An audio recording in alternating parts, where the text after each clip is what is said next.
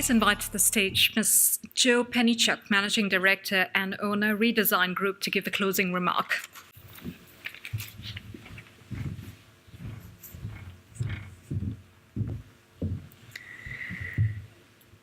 Great. What a wonderful, inspiring day we've had today. I'm the person between the close of our day and also the refreshments and the drinks in the foyer, so I'll keep it very short and sweet. But today we've heard from a truly inspiring series of speakers. We've had the great privilege not to hear from just people here in New Zealand, but we've heard from people that have specifically travelled from India and Sri Lanka to share their experiences and viewpoints with us. Throughout today, there's been a common theme and comment that India is the fastest and growing economy in the world.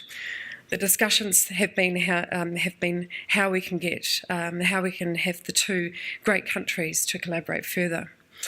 We can do this by building stronger relationships and forming alliances with India and Sri Lanka, and will strengthen all economies.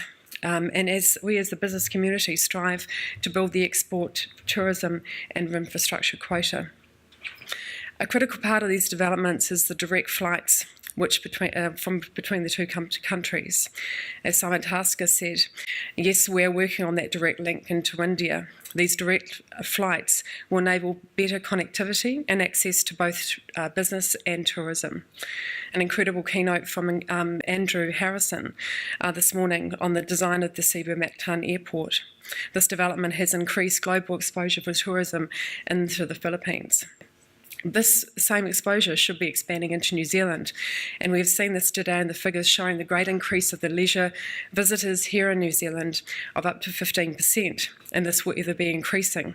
This increase may be encouraged by the new initiative of sustainable tourism. We as New Zealanders, we love to raise that lovely flag, that New Zealand flag, in the way that we carry our businesses into these great regions and how receptive people are to the way that we do business. As an advisor on the Export New Zealand board, I continue to encourage New Zealand fellow businesses and the benefits of business in India and in Sri Lanka. The opportunities that we can grasp, and above all, with all the potential.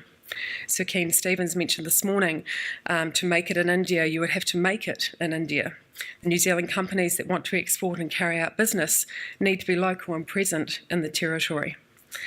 Now, just on another matter this morning on the news, the Honourable Prime Minister Jacinda Ardern held a first speech in the United Nations, and one statement that was very fitting and relevant was here for today's session. Our engagement with the world has made us who we are.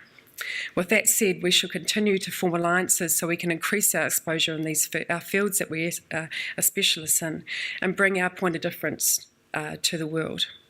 Just before I hand over to my fellow board member, Jonathan Manuel, for the official vote of thanks, I would like to thank on behalf of the Indian-New Zealand Business Council Board, Gary Gupta, for the amazing, tireless efforts in arranging this inspiring day. May the discussions and connections that we form today continue. Thank you.